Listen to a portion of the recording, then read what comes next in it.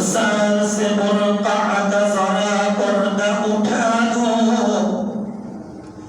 रुखसार से बुरका का जरा पर्दा उठा दो, लिल्लाहि मुझे हुस्न खुदा दाद दिखा दो।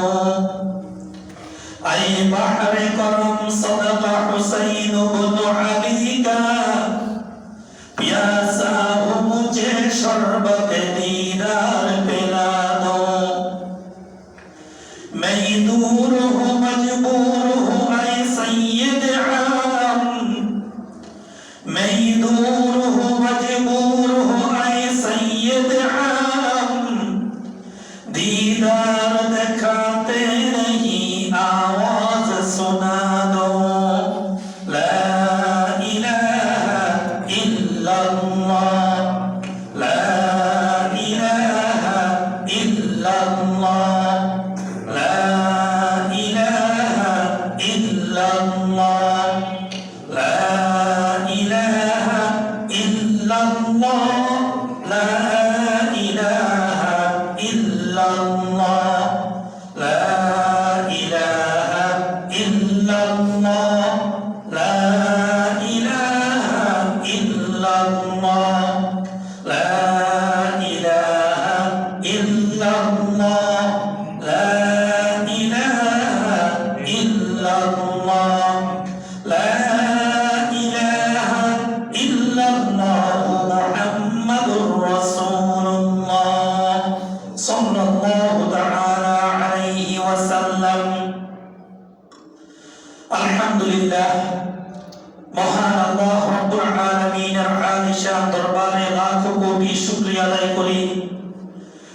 আল্লাহ রাব্বুল আলামিন আমাদেরকে ঈমান নামক দৌলত দান করেছেন, মুসলমানের ঘরে আমাদেরকে জন্ম দিয়েছেন। অতঃপর আজ জুমার দিন, রজব মাস 12ই রজব 1447 হিজরি, রজব মাসের দ্বিতীয় জুমা। আল্লাহ রাব্বুল আলামিন তার অসংখ্য অগণিত বান্দাদের মধ্য থেকে বাছাই করে আমাদেরকে দয়া করে মায়া করে আল্লাহর দরবারে হাজিরি দেওয়ার জন্য তৌফিক দান করেছেন। এই জন্য প্রাণ খুলে বলিষ্ঠ কণ্ঠে মালিকের শুকরিয়া আদায় করে আলহামদুলিল্লাহ। আমরা মুসলমান, ঠিক না? আমরা মুসলমান। আল্লাহ রাব্বুল আলামিন তো বলেছেন, ওয়ামান আহসানু কাওলান মিম্মান দাআ ইলাল্লাহ ওয়া আমিলা সালিহান ওয়া ক্বালা ইন্নানী মিনাল মুসলিমিন। তার কথার চেয়ে আর কার কথা উত্তম হতে পারে?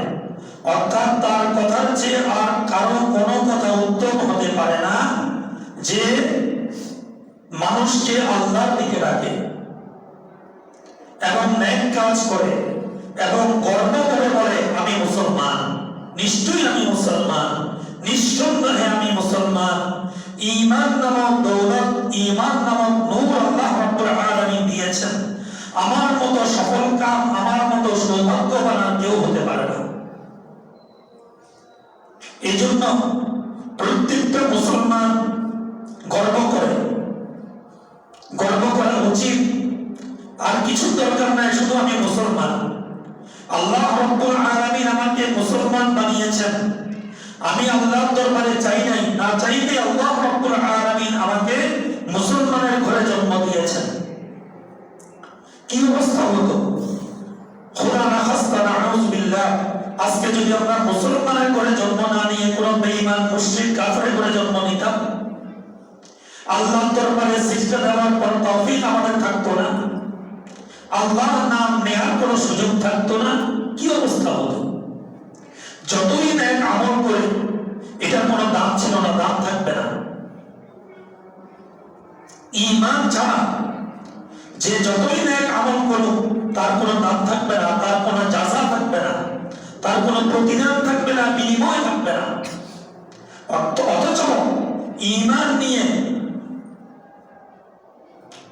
ঈমানী হালতে থাকা অবস্থায় একবার যদি আল্লাহর নাম নেয়, একবার আল্লাহ বলে, তাও তার আমলনামায় সওয়াব লেখা হবে। ঈমান নিয়ে একবার যদি আল্লাহ রাসূলের উপর দরুদ পড়ে, বেশি কিছু না, এতটুকু সাল্লাল্লাহু আলাইহি ওয়াসাল্লাম, তার আমলনামায় 10টা সওয়াব লেখা হবে, 10 বার রহমত তার উপর নাযিল হবে, একবার নয়। ঈমান দিয়ে যদি আল্লাহ, এটা তো কোরআন শরীফের মধ্যে আছে না, অনেকবার আছে না, আল্লাহ বিসমিল্লাহর মধ্যে আল্লাহ আছে না, তা আল্লাহর মধ্যে হরফ কয়টা? আলিফ লাম লাম হা, 4টা হরফ। ঈমান দিয়ে যখন কোন ব্যক্তি আল্লাহ শব্দটা উচ্চারণ করবে, তার আমলনামায় 40টা নেকি লেখা হবে। সুবহানাল্লাহ। ঈমানের এত পাওয়ার, ঈমানের এত তেজ। ঈমান দিয়ে যখন বান্দা আল্লাহর দরবারে সিজদা দেয়,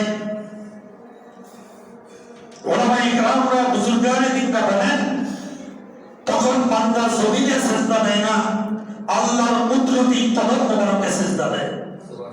আল্লাহ রাব্বুল আলামিন খুশি হয়ে যান। ঈমানের এত দাম, এত দৌলত। এইজন্য আল্লাহ রাব্বুল আলামিন বলেন, মান কানা ইউরিদু হারদাল আখিরাতি নাযিদ লাহু ফি হারথি ওয়া মান কানা ইউরিদু হারদাদ দুনিয়া নু'তিহি মিনহা ওয়া মা লাহু ফিল আখিরাতি মিন নাসীব। আমরা সবাই বিভিন্ন পেরেশানিতে আক্রান্ত, ঠিক না? এমন কোন মানুষ পাবেন না যার কোনো পেরেশানি নেই। জিজ্ঞাসা করেন, ভাই কেমন আছেন? হয়তো 100 জনের মধ্যে 1 জন 2 জন পাবেন আলহামদুলিল্লাহ ভালো আছি, না হলে শতকরা 99 জনকে পাবেন ভাই ভালো নাই। একদিক না একদিকে সমস্যা। আল্লাহ রাব্বুল আলামিন ভালো থাকার যে ঔষধ, যে প্রেসক্রিপশন এই আয়াতের মধ্যে আল্লাহ রাব্বুল আলামিন দিয়ে দিয়েছেন। দুনিয়াতে কিভাবে ভালো থাকতে হবে আল্লাহ রাব্বুল আলামিন বলেন, মান কানা ইউরিদু হারদাল আখিরাতি নাযিদ লাহু ফি হারসি। যে ব্যক্তি আখিরাতের ফসল চায়, আল্লাহ রাব্বুল আলামিন বলেন, আমি তাকে তার ওই ফসলের উন্নতি দান করব আখিরাতের। মান কানা ইউরিদু হারদাল আখিরাতি নাযিদ লাহু ফি হারসি। যে ব্যক্তি আল্লাহর কাছে আখিরাতের ফসল চায়, আল্লাহ রাব্বুল আলামিন শুধু ওই ফসল দিবেন না, নাযিদ লাহু বাড়িয়ে দিবেন, উন্নতি দান করবেন। যা চায় তা দিবেন না, তার চেয়ে আরো বাড়িয়ে দিবেন। ওমান কানা ইউরিদু হারসাদ দুনিয়া নু'তিহি মিনহা ওয়া মা লাহু ফিল আখিরাতি মিন নাসীব। আর যে ব্যক্তি আল্লাহর কাছে দুনিয়ার ফসল চায়, আল্লাহ রাব্বুল আলামিন বলেন, আমি তাকে দুনিয়া থেকে সামান্য কিছু দিব। সে আল্লাহর কাছে দুনিয়ার ফসল চাইবে, আল্লাহ রাব্বুল আলামিন তার জন্য যতটুকু নির্ধারণ করে রেখেছেন ততটুকুই দিবেন, সামান্যই দিবেন। তার চাওয়া মতো আল্লাহ দিবেন না, দেওয়ার মালিককে আল্লাহ। সুতরাং আল্লাহ যা চান তাই দিবেন। আমি যা চাই তা হবে না, আমি যতটুকু চাই ততটুকু পাবো না, আমি চাইতে পারি। আল্লাহ রাব্বুল আলামিন দিবেন, ওয়া মা লাহু ফিল আখিরাতি মিন নাসীব। পরকালে তার জন্য কিছুই নেই, শেষ। পরকালের ভান্ডার খালি। পরকালের ভান্ডার সে দুনিয়াতে নিয়ে ফেলেছে।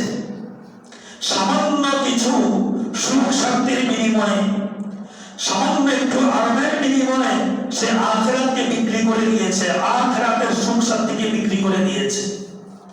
এই জন্য আল্লাহ রাসূল বলেছেন, কুনু আবনাইল আখিরাহ ওয়া লা তাকুনু মিন আবনাইদ দুনিয়া।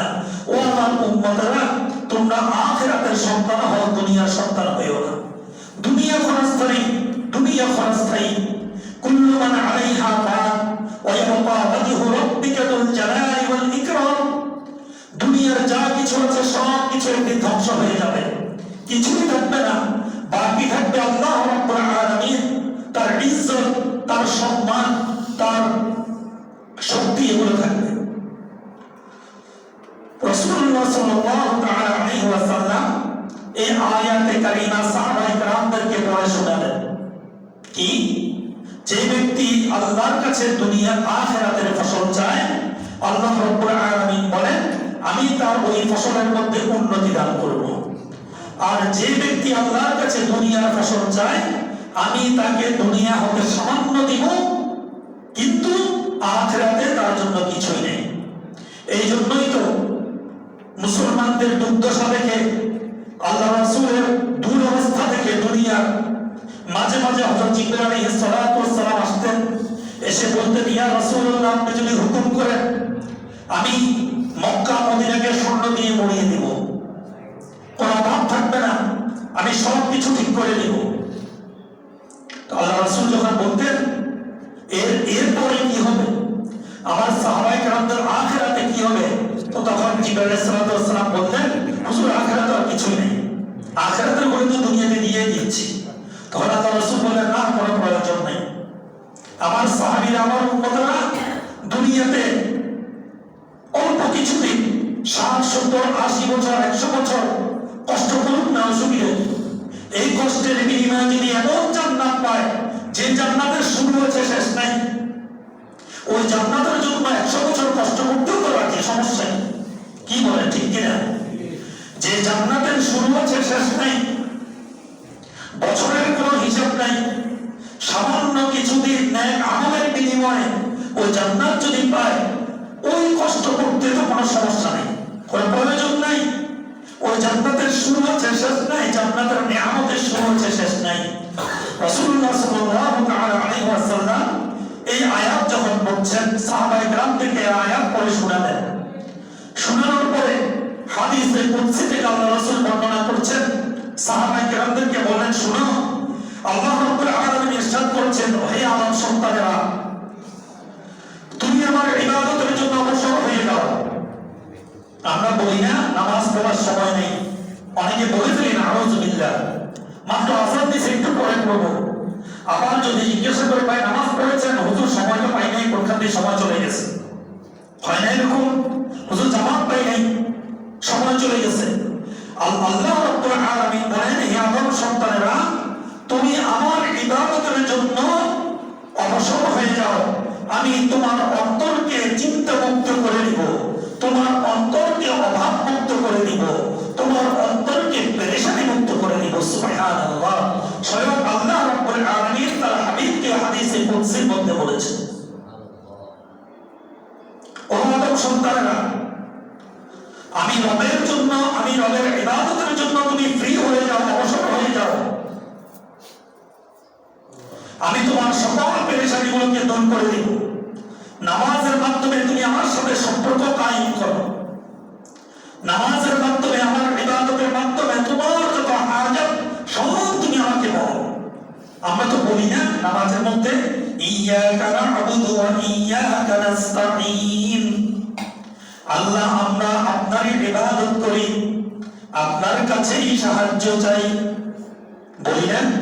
প্রত্যেক রাকাতে তো এটা বলি, এই আয়াতটা তো পড়ি। আল্লাহ রাব্বুল আলামিন বলেন, বান্দা, আমার ইবাদতের জন্য তুমি অবসর হয়ে যাও, ফ্রি হয়ে যাও, আমি তোমার পেরেশানি দূর করে দিব, আমি তোমার অভাব দূর করে দিব, আমি তোমাকে চিন্তামুক্ত করে দিব। আর যদি তা না করো, আমার ইবাদত করার জন্য তুমি যদি অবসর না হও, আমি তোমার খালেক, আমাকে ধরে যদি আমার দিয়া মাতলুবকে নিয়ে যদি তুমি ব্যস্ত থাকো, তখন আমি তোমার অন্তরকে শত পেরেশানি দ্বারা ভর্তি করে দিব এবং তোমার অভাবও দূর করব না। আমি যে সম্পদ দিয়েছি তোমাকে, আমার যে সৃষ্টি আছে, এগুলোর মধ্যে তোমাকে ব্যস্ত করে দিব। শত সম্পদ থাকবে, কোটি কোটি টাকার মালিক থাকবে, তুমি হবে ভিখারি। কোটি কোটি টাকা থাকবে তোমার কাছে, রাজপ্রাসাদ থাকবে, ওখানে ঘুমিয়ে তুমি শান্তি পাবে না, তোমার অন্তরের মধ্যে সবসময় পেরেশানি থাকবে। আজকে বিল্ডিং এর এটা নষ্ট হয়ে গেছে, কালকে ওইটা নষ্ট হয়েছে, অমুক দিন তোমার ঘরে এই সদস্য খারাপ কাজ করেছে, এইভাবে একটার পর একটা মুসিবত দিয়ে আমি আল্লাহ রাব্বুল আলামিন তোমাকে আক্রান্ত করে রাখবো। তাহলে আল্লাহ রাব্বুল আলামিন আমাদেরকে এখানে দুইটা কথা বলে দিয়েছেন, প্রেসক্রিপশন। ডাক্তার ওষুধ দিয়েছেন, ওষুধ যদি না খাই দোষটা ডাক্তারের না আমার। ভাই কথা বলবেন, ডাক্তার ওষুধ দিয়েছেন, কি গরুর গোশত খাওয়া যাবে না, হাঁসের ডিম খাওয়া যাবে না, চর্বি জাতীয় খাবার খাওয়া যাবে না, লাল গোশত খাওয়া যাবে না, তেল খাওয়া যাবে না। এখন আপনি গরু গোশত খাবেন বেশি করে, হাঁসের ডিমও খাবেন বেশি করে, আবার ওষুধও খাবেন, আবার গিয়ে ডাক্তারের বদনামি করবেন, এই ডাক্তার ভালো না, তার ওষুধে কিছু হয় না। দোষ কার? ডাক্তারের না আমার? আমার। আল্লাহ রাব্বুল আলামিন সুস্পষ্টভাবে আল্লাহ কালামে মাজিদের মধ্যে স্পষ্টভাবে বলে দিয়েছেন, মান কানা ইউরিদু হারসাল আখিরাতি নাজিদ লাহু ফি হারসি। যে ব্যক্তি দুনিয়ার ফসলের আখিরাতের ফসলের উন্নতি চায়, আমি আল্লাহ রাব্বুল আলামিন ওই আখিরাতের ফসলের উন্নতি দান করব। বান্দা চাইবে আখিরাতের ফসল, আল্লাহ রাব্বুল আলামিন শুধু ফসল দিবেন না, আল্লাহ কি বলছেন? ওই ফসলের মধ্যে আমি উন্নতি দান করব, নাজিদ লাহু ফি হারসি, ফসল বাড়িয়ে দিব। ওমান কানা ইউরিদু হারসাদ দুনিয়া নুতিহি মিনহা। আর যে ব্যক্তি দুনিয়ার ফসল চাইবে, আমি আল্লাহ রাব্বুল আলামিন তাকে আমার যতটুকু ইচ্ছা আমি ততটুকুই দিব। পরে আল্লাহ রাব্বুল আলামিন বলেন, ওমা লাহু ফিল আখিরাতি মিন নাসিব, তার নসিবে, তার কপালে আখিরাতের কিছুই নেই, কিছুই নেই, সব শেষ। তো ভাই, আমরা দুনিয়ার অল্প কিছু দিনের সুখ শান্তির বিনিময়ে আমরা আখিরাতকে বিক্রি করতে চাই না। এত বড় বেকুব আমরা, কি বলেন, ঠিক কিনা? আমরা মুসলমান, আল্লাহ রাব্বুল আলামিন আমাদেরকে জ্ঞানী করে পাঠিয়েছেন দুনিয়াতে। কিসের জ্ঞানী? কোরআন নামক ইলম আমাদের কাছে আছে। কোরআন সকল জ্ঞান বিজ্ঞানের উৎস। আল্লাহ রাব্বুল আলামিন বলেছেন, ইয়াসিন ওয়াল কুরআনিল হাকীম। বিজ্ঞানময় প্রজ্ঞাময় কোরআনের শপথ করে আল্লাহ রাব্বুল আলামিন বলেছেন, যার কাছে কোরআনের ইলম আছে, যার কাছে কোরআনের জ্ঞান আছে। আপনারা বলবেন, হুজুর আমরা তো হুজুর না, হুজুর হওয়ার দরকার নাই, নামাজ তো পড়ি, কি বলেন, ঠিক না? এতটুকু তো জানি কোনটা হালাল কোনটা হারাম, এতটুকু তো জানি। কোরআন তেলাওয়াত করতে পারি, আলহামদুলিল্লাহ, আমরা জ্ঞানী, আমরা জ্ঞানী। বাকি যদি কোরআন যদি বুঝে বুঝে পড়তে যদি পারি, ইনশাআল্লাহ আল্লাহ রাব্বুল আলামিন আমাদেরকে আরো বেশি জ্ঞান দিবেন। প্রধান হাজিরিন, বয়ান চলছিল রজব মাসের আমল সম্পর্কে। গত জুমা থেকে আমরা আলোচনা করেছিলাম, রজব মাস যখন আসতো আল্লাহ রাসূল তখন থেকে দোয়া শুরু করতেন। মনে আছে দোয়াটা? আল্লাহুম্মা, বলেন সবাই, আল্লাহুম্মা বারিক লানা ফি রজব ওয়া শাবান ওয়া বাল্লিগনা রমাদান। কেন এই দোয়া করতেন আল্লাহ রাসূল? আল্লাহ রাসূল আল্লাহর দরবারে দোয়া করতেন, আল্লাহ, এই তো রমজান মাস চলে আসতো, মাঝখানে এক মাস রজব, মাঝখানে শাবান, তারপরে তো রমজান। আল্লাহ, এই তো রমজান মাস দেখা যায়, আল্লাহ রমজান পর্যন্ত আপনি আমার হায়াতটাকে বৃদ্ধি করে দেন। আল্লাহ, আমি যেন রমজান মাসের আমলগুলো করতে পারি। কি আমল? যে রমজান মাসের 24 ঘন্টায় আল্লাহর রহমত নাযিল হয়, 24টা ঘন্টা। রমজানের চাঁদ মুঠা থেকে শুরু করে শাওয়ালের চাঁদ মুঠা পর্যন্ত 29 দিন বা 30 দিন, 24টা ঘন্টা আল্লাহর রহমত নাযিল হয়। ঈমান নিয়ে বান্দা যে দোয়া করবে সেই দোয়া আল্লাহ কবুল করেন। গুনাহ মাফের অপূর্ব মৌসুম। আল্লাহ, এই বরকতময় মাস থেকে আমাকে মাহরুম করিয়েন না। আল্লাহ, আপনি আমার হায়াতকে বাড়িয়ে দেন, রমাদান পর্যন্ত আপনি আমার হায়াতকে বাড়িয়ে দেন। কেন? আমি যেন আর 2টা সিজদা বেশি দিতে পারি। হায়াত বাড়াবেন কেন? আমি যেন আপনার দরবারে 2টা সিজদা বেশি দিতে পারি, আমি যেন একটু বেশি কোরআন তেলাওয়াত করতে পারি, আমি যেন একটু বেশি জিকির করতে পারি। রমজান মাসে একটা নফল ইবাদত করলে তো একটা ফরজের সমান, একটা ফরজ ইবাদত করলে 70টা ফরজের সমান। আমি যেন এই আমলগুলো করতে পারি, এই জন্য আল্লাহ রাসূল আল্লাহর কাছে হায়াত ভিক্ষা চাইতেন। এমনিতে তো রাসূলের জন্য যে নির্ধারিত হায়াত ছিল, তার উপরেও হযরত আজরাইল আলাইহিস সালাতু ওয়াস সালামকে তো আল্লাহর পক্ষ থেকে নির্দেশ ছিল, খবরদার আমার হাবিবের দরবারে যারা সালাম দিয়ে ঢুকবে, অনুমতি নিয়ে ঢুকবে, তার জান কবজ করবে, অনুমতি নিয়ে করবে। তিনি যদি আরো কিছুদিন দুনিয়াতে থাকতে চান, থাকবেন, তুমি চলে আসবা। আল্লাহ রাসূলের সেই ইখতিয়ার ছিল। তারপর আল্লাহ রাসূল আল্লাহর কাছে কেন দোয়া করেছেন? উম্মতকে শিক্ষা দেওয়ার জন্য। এই উম্মত গুনাহ করেছে, অনেক গুনাহ করেছে, আমলের খাতা যদি উল্টাই গুনাহ ছাড়া কিছুই দেখা যাবে না।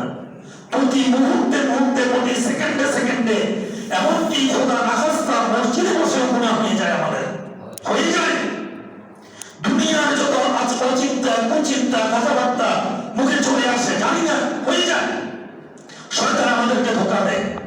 এই জন্য আল্লাহ দরবারে বেশি করে দোয়া করা, আল্লাহ আপনি আমার হায়াতের মধ্যে বরকত দান করুন, এমন বরকত দিন যে বরকতের কারণে রমাদান পর্যন্ত আমার হায়াতটা বাড়ে, রমাদানে আমি আমল করে আমি যেন আমার গুনাহগুলোকে মাফ করাতে পারি। এই হাদিস দ্বারা একটা সবক আমরা পেলাম, আল্লাহর কাছে হায়াত বৃদ্ধির জন্য দোয়া করা সুন্নাত। আল্লাহর কাছে হায়াত বৃদ্ধির জন্য দোয়া করা সুন্নাত। কেন হায়াত বৃদ্ধি? নেক আমলের জন্য, আখিরাতের আমলের জন্য, দুনিয়ার আমলের জন্য নয়। আমাদের সমাজে গ্রামে গঞ্জে অনেক মানুষ এরকম দেখা যায়, আমার ছেলেটা বড় হয়ে গেল, ছেলেটা এখানে বিয়ে করাতে পারলাম না। যদি ছেলেটাকে বিয়ে করাতে পারতাম, ছেলের বউটা ঘরে আসতো, তাহলে আমি মরেও শান্তি পেতাম। আছে না গ্রামে এরকম কিছু মানুষ আছে? হ্যাঁ, আমার মেয়েটাকে বিয়ে দিতে পারলাম না, বিয়ে যদি দিতে পারতাম, মেয়েটা সংসার করতো, এই সংসার দেখে আমি শান্তিতে মরতে পারতাম, মরেও শান্তি পেতাম। মনে হয় তার আমল নামায় মৃত্যুর পরে ওই মেয়ের জামাই আসবে, ছেলের বউ আসবে, এই জন্য শান্তি তার আমল নামায় মনে লেখা আছে।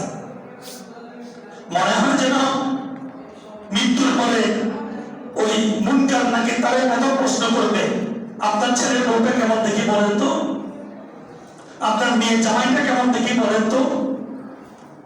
তো এই ধরনের দুনিয়াবী চিন্তা নিয়ে আল্লাহর কাছে যদি দোয়া করি, তাহলে সেটা উচিত হবে না।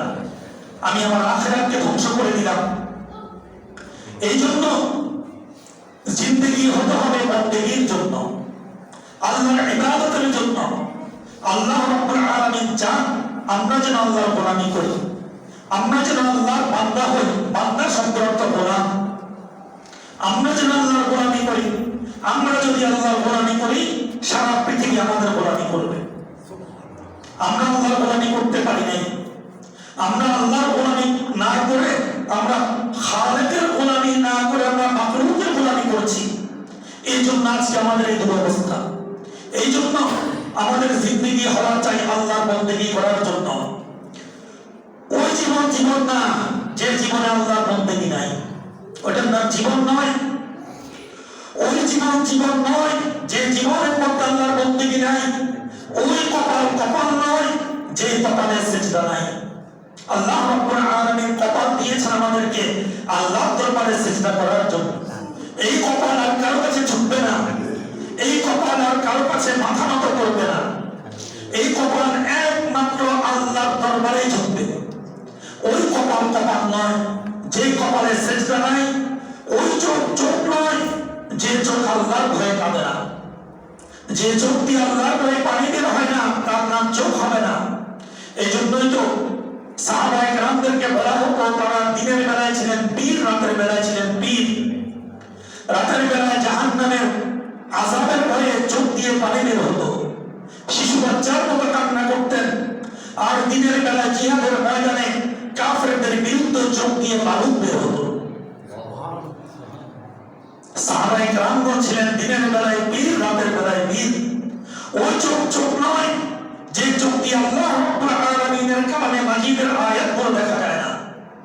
ওই চোখ চোখ নয় যে চোখ দিয়ে রাসূল করিম সাল্লাল্লাহু তাআলা আলাইহি ওয়াসাল্লামের হাদিসগুলো দেখা যায় না। ওই জিহ্বা জিহ্বা নয় যে জিহ্বা আল্লাহর জিকির করে না, ওটা জিহ্বা নয়। ওই কান কান নয় যে কান আল্লাহর ডাক শুনে না। আমাদেরকে আল্লাহ রাব্বুল আলামিন ডাকেন হাইয়া আলাস সালাহ, হাইয়া আলাল ফালাহ। যে কান আল্লাহর ডাক শুনে না, ওই কান কান নয়। আল্লাহর কোরআন শুনে না, ওই দিল দিল নয় যে দিলে আল্লাহ এবং রাসূলের মহব্বত জায়গা পায় না। এটার নাম দিল নয়, এটার নাম অন্তর নয়। আল্লাহ রাব্বুল আলামিন বলেন, যে মুখ দিয়া যে জবান দিয়ে আল্লাহর কথা বলে না, যে কান দিয়ে আল্লাহর কথা শুনে না, যে দিল দিয়ে আল্লাহর কথা ভাবে না, ওই দিলওয়ালা ওই মানুষগুলো হচ্ছে সর্বনিকৃষ্ট জানোয়ার। আল্লাহ রাব্বুল আলামিন বলেন, ইন্না শাররাদ দাওয়াবি ইনদাল্লাহি সুম্মুল বুকমুল লাযীনা লা ইয়াকিলুন। আল্লাহ রাব্বুল আলামিন কালামে মাজিদের মধ্যে ইরশাদ ফরমান, যেই কপালে সিজদা দেয় না, যেই চোখে আল্লাহ রাব্বুল আলামিনের আয়াতগুলো দেখে না, যেই কানে আল্লাহর কথা শুনে না, যেই অন্তরে আল্লাহ এবং তার রাসূলের মহব্বত রাখে না, এরা হচ্ছে চতুষ্পদ জন্তুর চেয়ে অধম, নিকৃষ্ট জানোয়ারের মতো এরা। ইন্না শাররাদ দাওয়াবি। আল্লাহ রাব্বুল আলামিন আমাদেরকে হেফাজত করুন, আমিন। নবুয়তের 10 বছর রাসূলুল্লাহ সাল্লাল্লাহু তাআলা আলাইহি ওয়াসাল্লামকে মক্কার কুরাইশরা 3 বছর তাকে বন্দী করে রেখেছিল, গৃহবন্দী করে এক ঘরে করে রেখেছিল। নবুয়তের 10 বছর আল্লাহ রাসূল মুক্তি লাভ করলেন। এমন সময় তার সবচেয়ে কাছের মানুষ, তার প্রিয় চাচা আবু তালিব, যিনি ছোটকাল থেকে তাকে লালন পালন করেছেন, যদিও তিনি ঈমান নামক নূর অর্জন করতে পারেন নাই, যতদিন আবু তালিব দুনিয়াতে ছিলেন ততদিন পর্যন্ত কাফেররা আল্লাহ রাসূলের দিকে চোখ রাখানোর সাহস পান নাই। সেই আবু তালিব ইন্তেকাল করলেন।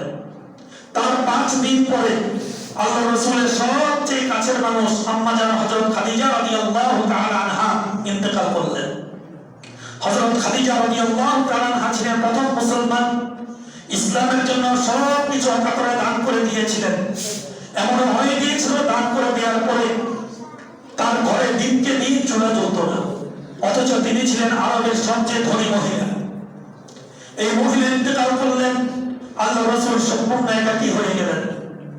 তিনি কি করবেন চিন্তা করতে পারছিলেন না। তিনি একদম মুশরিক পড়লেন, দুঃখে কষ্টে খুব ভারাক্রান্ত হয়ে গেলেন। ইসলামের ইতিহাসে ওই বছরকে বলা হয় আমুল হাযান, পেরেশানির বছর, দুঃখের বছর, চিন্তার বছর। আল্লাহ রাসূল সাল্লাল্লাহু তাআলা আলাইহি ওয়াসাল্লাম চিন্তা করলেন, যাই ঘর থেকে বের হয়ে আল্লাহর দ্বীনের দাওয়াত নিয়ে আমি তায়েফে যাই। রাসূল করিম সাল্লাল্লাহু তাআলা আলাইহি ওয়াসাল্লাম তায়েফে গেলেন, ইসলামের দাওয়াত দেওয়া শুরু করলেন।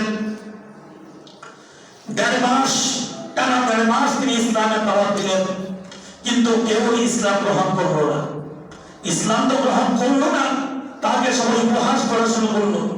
ছোট ছোট বাচ্চাদেরকে, পাগলদেরকে লেলিয়ে দিল আল্লাহ রাসূলের পিছনে। আল্লাহ রাসূলকে পাথর নিক্ষেপ করা শুরু করলো। রাসূল করিম সাল্লাল্লাহু তাআলা আলাইহি ওয়াসাল্লামের শরীর মোবারক রক্তে জর্জরিত হয়ে গেল। আল্লাহ রাসূলের শরীর থেকে রক্ত বের হলো। রাসূল করিম সাল্লাল্লাহু তাআলা আলাইহি ওয়াসাল্লামকে তখন কুরাইশরা খুব ব্যঙ্গ করে বলল, মুহাম্মদ, তুমি নিজেকে নবী বলে দাবি করো, তুমি কেমন নবী? তুমি বলো তুমি আল্লাহ রাসূল, আল্লাহর নবী, তুমি 1.5 মাস তায়েফে গেলা, তোমার আল্লাহর দ্বীনের দাওয়াত দিলা, কেউ তো তোমার দ্বীন গ্রহণ করা তো দূরের কথা, বরং ছোট ছোট বাচ্চারা পর্যন্ত তোমাকে পাথর নিক্ষেপ করে তোমাকে রক্তে জর্জরিত করে ফেলেছে। তোমার আল্লাহ তখন কই? নাউযুবিল্লাহ। তোমার আল্লাহ কই? তোমার আল্লাহ তোমাকে বাঁচাতে আসে নাই কেন? তুমি যদি ঠিক থাকো। রাসূলুল্লাহ সাল্লাল্লাহু তাআলা আলাইহি ওয়াসাল্লাম চিন্তা করতেছিলেন। এমন সময় আল্লাহর পক্ষ থেকে হযরত জিবরাইল আলাইহিস সালাতু ওয়াস সালাম আসলেন, আল্লাহ রাসূলকে মেরাজে নিয়ে যেতেন। আল্লাহ রাব্বুল আলামিন যেন বলছেন, ও আমার প্রিয় হাবিব, দুনিয়াবাসী আপনাকে যা ইচ্ছা তা বলে কটাক্ষ করুক, আপনি আমার হাবিব, আপনাকে আমি সৃষ্টি করেছি। আপনাকে সৃষ্টি না করলে আমি পুরো দুনিয়া সৃষ্টি করতাম না। শুধু ওয়াজুদা রাহমাতাল লিল আলামিন, মসজিদে ও সুদহামা হয়ে জমিন, আপনার ওজুদ, আপনার অস্তিত্ব সারা পৃথিবীর জন্য রহমত। আপনার কারণে সারা পৃথিবী মসজিদ হয়ে গিয়েছে। মুসলমানরা যে কোনো জায়গায় দাঁড়িয়ে নামাজ পড়ে ফেলতে পারে, জায়গা যদি পবিত্র থাকে, ঠিক না? আমরা মাঠে নামাজ পড়ি না, রাস্তায় নামাজ পড়ি না, কেন পড়ি? মসজিদে ও সুদহামা হয়ে জমিন, আল্লাহর রাসূলের নিয়ামতের কারণে। হযরত মুহাম্মদ মুস্তাফা সবাই বলে সাল্লাল্লাহু আলাইহি ওয়াসাল্লামের কারণে পুরো জমিন আমাদের জন্য মসজিদ হয়ে গেছে। মসজিদ বলা হয় যেখানে সিজদা দেওয়া হয়। অথচ তার আগের যুগের নবীরা তাদের উম্মতদের জন্য নির্ধারিত ঘর ছিল, নির্ধারিত জায়গা ছিল। ওই জায়গা ছাড়া অন্য কোনো জায়গা তারা ইবাদত করতে পারতেন না। শুধু আমাদের জন্য আল্লাহ রাব্বুল আলামিন সৌভাগ্য দান করেছেন, আমরা ঘরে নামাজ আদায় করলেও সেটা আদায় হয়ে যায়। বলছেন, আমার প্রিয় হাবিব, আমি আপনাকে আমার কাছে নিয়ে আসছি। এই দুনিয়ার মানুষগুলো আপনার মর্যাদা বুঝে নাই, বুঝবে আপনাকে ওরা কটাক্ষ করে। আমি আল্লাহ আপনার সাথে যে আছি, আমি সেটা দেখানোর জন্য আপনার কাছে নিয়ে আসছি। মুফাসসিরিনে কেরামগণ বলেন, আম্মা জান হযরত আয়েশা সিদ্দিকা রাদিয়াল্লাহু তাআলা আনহা একদিন রাসূল করিম সাল্লাল্লাহু তাআলা আলাইহি ওয়াসাল্লামের পিঠে তেল মালিশ করছিলেন। যখন পিঠ উল্টালেন, দেখলেন তার পিঠের মধ্যে অসংখ্য দাগ, অসংখ্য দাগ। আম্মা জান বললেন, ইয়া রাসূলুল্লাহ, আপনার কি ছোটকালে বসন্ত হয়েছিল? আপনার পিঠের মধ্যে এত দাগ কিসের? আল্লাহ রাসূল বলেন, আয়েশা, তুমি এটা কি প্রশ্ন করলা? আমি তো আল্লাহর এমন বান্দা, আল্লাহর এমন হাবিব, আমার শরীরের মধ্যে কখনো একটা মশা মাছিও বসে না। সুবহানাল্লাহ। আমার শরীরের ঘামকে আমার সাহাবায়ে কেরামরা মেশক অম্বরের মতো ব্যবহার করে। আমার প্রস্রাব পায়খানা যখন জমিনে পড়ে, সেই জমিন তাড়াতাড়ি করে এটা চুষে নেয়। জমিন নাপাক থাকে না। আয়েশা, তুমি এটা কি বললা? ইয়া রাসূলুল্লাহ, এরকম রাগ কিসে? বলে, আয়েশা, দ্বীনের দাওয়াত নিয়ে আল্লাহর দ্বীনকে প্রচার করার জন্য, আল্লাহর দ্বীনকে প্রতিষ্ঠা করার জন্য তখন তুমি আমার স্ত্রী হও নাই। নবুয়তের 10ম বছর বয়সে আমার বয়স যখন 50 বছর হয়েছিল, তখন আমি তায়েফে গিয়েছিলাম। 1.5 মাস টানা 45 দিন আমি দ্বীনের দাওয়াত দিয়েছিলাম। আমার উম্মতরা বুঝে নাই আমি কি, আমি নবী বুঝে নাই। তারা না বুঝে আমাকে পাথরে মেরে মেরে আক্রান্ত করেছে, সেই পাথরের দাগ আমার পিঠে। ও মুসলমান, হাসরের ময়দানে আল্লাহ রাসূল যদি আমাদেরকে এই পিঠ খুলে যদি দেখান, ও আমার উম্মত, তোমাদের জন্য, তোমাদের ইসলামের জন্য, তোমার ধর্মের জন্য আমি আমার এই পিঠকে চাঁদনির মতো ঝাঁঝরা করে ফেলেছিলাম, তোমরা দুনিয়াতে আমার উম্মত হয়ে কি করেছো? আজকে আমার কাছে তোমরা সুপারিশের জন্য এসেছো, আমার উম্মত বলে তোমরা দাবি করো। তোমরা আমার জন্য কি করেছো? আমার ইসলামের জন্য কি করেছো? কোন উত্তর দেওয়ার সুযোগ আছে আমাদের? আল্লাহ রাব্বুল আলামিন তৌফিক দান করুন। আমিন। মুফাসসিরিনে কেরামগণ বলেন, রাসূলুল্লাহ সাল্লাল্লাহু তাআলা আলাইহি ওয়াসাল্লামের জন্মের পর ফেরেশতাদেরকে আল্লাহ রাব্বুল আলামিন বলেছিলেন, ও ফেরেশতারা যাও, হযরত আমিনার কোল থেকে আমার হাবিবকে, আমার বন্ধুকে নিয়ে আসো, আসমানে নিয়ে আসো। আসমানে নিয়ে এসে পুরো মাখলুককে দেখাও। এটা আমার রাসূল, আমার প্রিয় হাবিব। ফেরেশতাদেরকে আসমান থেকে শুরু করে সব কিছু দেখাও। ফাতুফু বিহি মাশারিকাল আরদি ওয়া মাগারিবাহা, পূর্ব থেকে পশ্চিম পর্যন্ত সফর করা। রাসূল করিম সাল্লাল্লাহু তাআলা আলাইহি ওয়াসাল্লাম জন্মের পরে ফেরেশতারা তাকে আসমান জমিন সবকিছু দেখিয়েছেন। আবার যখন আল্লাহ রাসূলকে আল্লাহ রাব্বুল আলামিন মেরাজে যখন নিয়ে গিয়েছিলেন, তখন আল্লাহ রাব্বুল আলামিন আল্লাহ রাসূলকে বলেছেন, ও আমার প্রিয় হাবিব, আপনাকে যখন আমি দুনিয়াতে পাঠিয়েছিলাম, তখন আমি আমার মাখলুককে আপনাকে দেখিয়েছিলাম। এটা আমার প্রিয় হাবিব, এটাকে আমি বানিয়েছি, আমি সৃষ্টি করেছি। আর এখন আমি আপনাকে পুরো মাখলুক দেখানোর জন্য দাওয়াত দিয়েছি। সুবহানাল্লাহ। এখন আমি আপনাকে আসমান জমিন দেখাবো, সব কিছু দেখাবো। আজকে থেকে 63 বছর আগে আপনাকে সারা মাখলুককে দেখিয়েছিলাম, আর এখন আমি আপনাকে সারা মাখলুককে আপনাকে দেখিয়েছিলাম, আর এখন আমি আপনাকে সারা মাখলুককে দেখাবো। রাসূল করিম সাল্লাল্লাহু তাআলা আলাইহি ওয়াসাল্লাম আমাদেরকে রজব মাসের সবক দিয়ে গিয়েছেন, ও আমার উম্মত, আল্লাহর কাছে বেশি করে তাসবিহ পড়ো, গুনাহ মাফ চাও, আল্লাহর কাছে হায়াত চাও, যেন রমাদান পর্যন্ত আল্লাহ রাব্বুল আলামিন তোমার হায়াত বাড়িয়ে দেন, যেন তুমি রমাদান মাসে সিজদা করতে পারো, যেন তুমি রমাদানের রোজাগুলো রাখতে পারো, যেন তুমি বেশি বেশি করে জিকির করতে পারো। আমরা সবাই রাজি তো ইনশাআল্লাহ? সবাই করবো তো ইনশাআল্লাহ? বারিক লানা ফি রজব ওয়া শাবান ওয়া বাল্লিগনা রমাদান। নবী করিম সাল্লাল্লাহু তাআলা আলাইহি ওয়াসাল্লামের সাথে আমরা সম্পর্ক বাড়াতে হবে। কি ভাই, যারা চুপ করে আছেন তাদের মনে আমরা রাসূলের সাথে সম্পর্ক বাড়াতে হবে না? সার্টিফিকেট মনে পেয়ে গেছেন, জান্নাতে চলে যাবেন, তো চুপ করে আছেন কেন? কথা বলবেন। এই কথা তো রেকর্ড হচ্ছে আসমানে। কাঁধে দুজন আছে না? কি ভাই, কাঁধে দুজন আছে? বিশ্বাস হয়? কথা আমার আল্লাহ রাব্বুল আলামিন বলেছেন কিরামান কাতিবিন ইয়ালামুনা মা তাফআলুন। রাসূলের সাথে সম্পর্ক বাড়াতে হবে, ঠিক কিনা?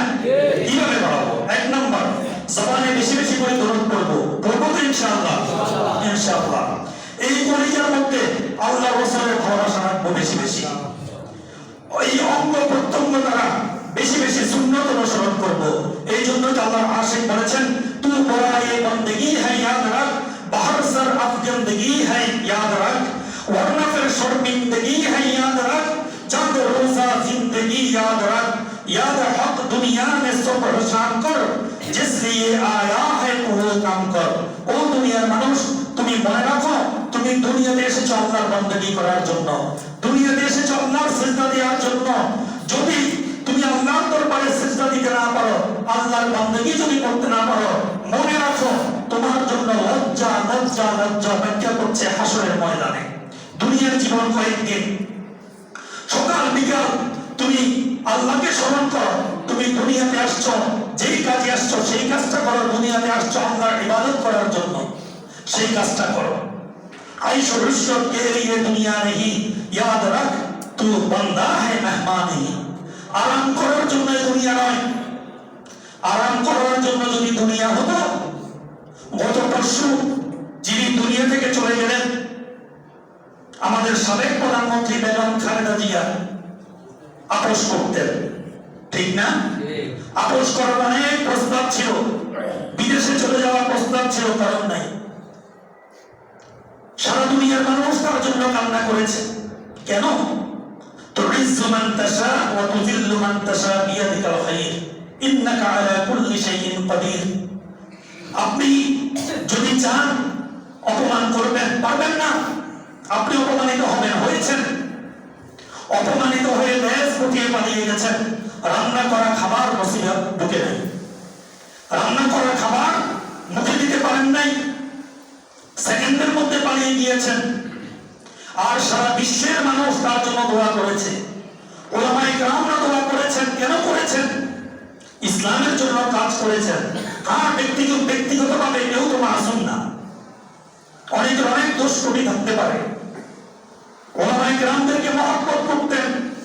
এই জন্য আমাদের বাংলাদেশের সবচেয়ে বড় আলেম তথা উপমহাদেশের সবচেয়ে বড় আলেম তার জানাজা ইমামতিও করেছেন, যাকে আমরা চিনি না। ওলামায়ে কেরামরা ছিলেন। আমি তো আলেম না, আলেমের লেবাস ধরেছি, আমি আলেম না। ওলামায়ে কেরামরা ছিলেন। মালয়েশিয়া থেকে দাওয়াত ও তাবলীগের মানুষরা আসছেন। আল্লামা আব্দুল মালিক সাহেবের একটা কিতাব আরব দেশের মধ্যে পড়ানো হয়, এখনো পড়ায়।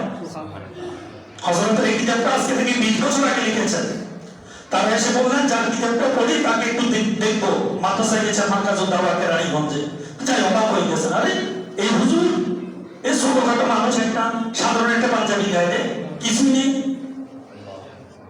আল্লাহ রাব্বুল আলামিন যাকে সম্মান করেন, আল্লামা মামুনুল হক সাহেব, আল্লামা ডক্টর মিজানুর রহমান আজহারি সাহেব হাফিজাহুল্লাহ, তাদের মতো লোকেরা কফিন কাঁধে নিয়েছেন। তাদেরকে কেউ দাওয়াত দেয় নাই, বলে নাই যে হুজুর আসেন কফিনটা কাঁধে নেন, কেউ বলে নাই।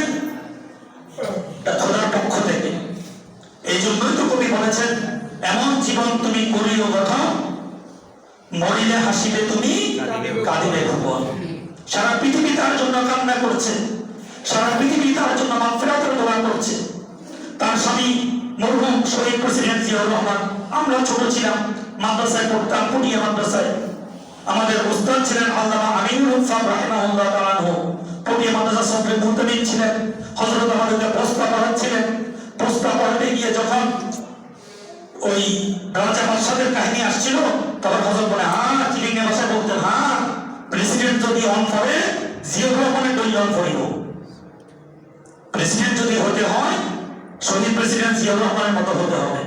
তো তারা দেখেছিলেন, আমরা তো ছোট ছিলাম, আমার তো তখন জন্ম হয়নি। তারা দেখেছিলেন ওলামায়ে কেরামরা তাদের জন্য দোয়া করেছেন। আমরা ইনশাআল্লাহ তাদের জন্য দোয়া করব। মরহুমা খালেদা জিয়া, শহীদ প্রেসিডেন্ট জিয়াউর রহমান, তাদের রেখে যাওয়া আওলাদদের জন্য দোয়া করব। আল্লাহ রাব্বুল আলামিন যেন তাদেরকে ইসলামের জন্য কবুল করেন, আমিন। আমরা সবাই দোয়া করব। দরকার এই ভারতীয় আধিপত্যবাদের বিরুদ্ধে কাজ করার জন্য বেগম খালেদা জিয়া প্রস্তুত ছিলেন, করতেন, পাত্তা দিতেন না, তাদেরকে আপোষ করতেন না, ওলামায়ে কেরামদেরকে মহব্বত করতেন। আল্লাহ রাসূল তো বলেছেন, যে যাকে মহব্বত করবে তার হাসর তার সাথে হবে। ওলামায়ে কেরামদেরকে মহব্বত করতেন বলেই বাংলাদেশের শীর্ষস্থানীয় আলেমরা তার তৌফিক কাঁধে নিয়েছেন। যদি ওলামায়ে কেরামদেরকে মহব্বত না করতেন, ওলামায়ে কেরামদের পক্ষ থেকে এই সম্মান, এই দোয়া তিনি পেতেন না। পেয়েছেন এটা আল্লাহর পক্ষ থেকে। মজলুম ওলামায়ে কেরামগণ, বাংলাদেশের হাজার হাজার মসজিদ মাদ্রাসাগুলোর মধ্যে দোয়া করা হচ্ছে ওনার জন্য, অন্তর থেকে দোয়া করছেন। এই জন্য ভাই, এখান থেকে আমাদের শিক্ষা নেওয়া উচিত যে নীতির প্রশ্নে, এই আমার মাতৃভূমির প্রশ্নে কখনো কারোর সাথে আপোষ করা যাবে না। অনেক আমার কাছে অনেক আসবে, অফার আসবে, অনেক কিছু আসবে, কিন্তু নীতির প্রশ্নে, ইসলামের প্রশ্নে, দেশের প্রশ্নে কখনো কারোর সাথে আপোষ করা যাবে না। তাহলেই আল্লাহ রাব্বুল আলামিন আমাদেরকে সম্মানিত করবেন, সম্মানিত করেছেন। একটা ইয়ের মধ্যে পড়েছিলাম, ইরানের প্রেসিডেন্ট তখন ছিলেন রাফসানজানি। তিনি একবার বলেছিলেন বাংলাদেশে এসে যে, তোমাদের প্রধানমন্ত্রী একটা জিনিস আমার কাছে খুব ভালো লেগেছে। একটা কনফারেন্সে আমাদের সাথে দেখা হয়েছিল, একজন প্রেসিডেন্ট তার দিকে হাত বাড়িয়ে দিয়েছেন হ্যান্ডশেক করার জন্য, তিনি সালাম দিয়েছেন। কতটুকু আত্মসম্মান বোধ থাকলে এই কাজটা করতে পারে। তিনি পারতেন হ্যান্ডশেক করার জন্য, করেন নাই। আল্লাহ রাব্বুল আলামিন বেগম খালেদা জিয়াকে জান্নাতুল ফেরদৌস নসিব করুন। আল্লাহ রাব্বুল আলামিন শহীদ প্রেসিডেন্ট জিয়াউর রহমানকে জান্নাতুল ফেরদৌস নসিব করুন। তাদের রেখে যাওয়া সন্তান জনাব তারেক রহমানকে এবং তার পরিবার পরিজনকে আল্লাহ রাব্বুল আলামিন নেক হায়াত দান করুন। তাদেরকে আল্লাহ রাব্বুল আলামিন দ্বীনের জন্য, ইসলামের জন্য কাজ করার তৌফিক দান করুন। ইনশাআল্লাহ নামাজের পরে, মুনাজাতের আগে আমরা সবাই ওনাদের জন্য দোয়া করব। মরহুমা খালেদা জিয়া এবং মরহুম শহীদ প্রেসিডেন্ট জিয়াউর রহমানের জন্য আমরা দোয়া করব। ওনার ছেলে মরহুম আরাফাত রহমান কোকো, ওনার জন্য আমরা সবাই ইনশাআল্লাহ দোয়া করব। সবাই ইনশাআল্লাহ দোয়ায় শরীক হয়ে তারপর যাব। কেন দোয়া করব? আজকে যদি আমরা দোয়া করি, আগামীকালকে আমাদের জন্য দোয়া করবেন। এই জন্য আমরা দোয়া করব ইনশাআল্লাহ। আল্লাহ রাব্বুল আলামিন আমাদের সবাইকে আমল করার তৌফিক দান করুন। রজব মাসের সুন্নাহগুলো আমল করার তৌফিক দান করুন। আল্লাহ রাব্বুল আলামিন আমাদের হায়াতকে বৃদ্ধি করে দিয়ে রমাদান পর্যন্ত পৌঁছিয়ে দিন, যেন রমাদানের আমলগুলো আমরা বেশি বেশি করে করতে পারি।